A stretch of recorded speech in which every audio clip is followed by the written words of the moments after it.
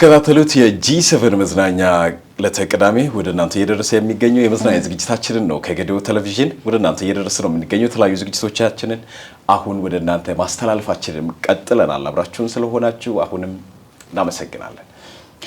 መልካም እንግዲህ ያው ስንጠይቅ ዘና አድርጎን ፈገግም ማስብሎን ቁም ነገር ማስጨብጦን ተመልሰናል።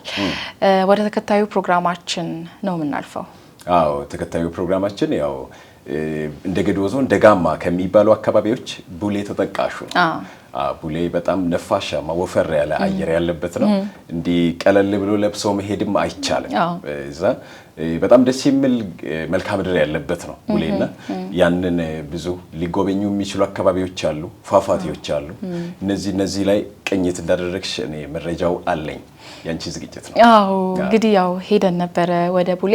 እውነትም እንዳልከው እጅግ በጣም ደስ የሚል ቆይታ ነበረኝ። የቡሌ አየር ሚማግ ነው ራሱ የሆነ በጣም ደስ የሚል ሰላም ያለው አየር ነውና ሞጣት መውረዶ እንዳለ ሆኖ ያው ጉዞ ስታረግ እንግዲህ ያለ ነው አቀበት ቁልቁለቱ ያ በራሱ ተፈጥሮ በራሱ የሰጣት ውበት አለ። መልክዓ ምድሯ ምቹ ነው እና እጅግ በጣም ደስ የሚል ጊዜ ነበረን ወደ ቡሌ። ከዚህ በፊት ከስራ ውጪ ሌላ ጊዜ ሄደሽ ታውቂያለሽ ወይ ቡሌ አካባቢ? ያው ለመጀመሪያ ጊዜ ነው ቡሌ ሄድኩት። መሄድም ሁሉ ጊዜ ይፈልግ ነበር። ያው በስራ አጋጣሚ ሄድን፣ ግን ደስ የሚል ቆይታ ነበር ያደረግነው። ሄደንም ደግሞ ያለ ምክንያት አይደለም ማለት ዝም ብለን አልተመለስንም። የሚወራላትን ቡሌ የእውነት አየሁኝ ማለት ነው እና በጣም ነው ደስ ያለኝ።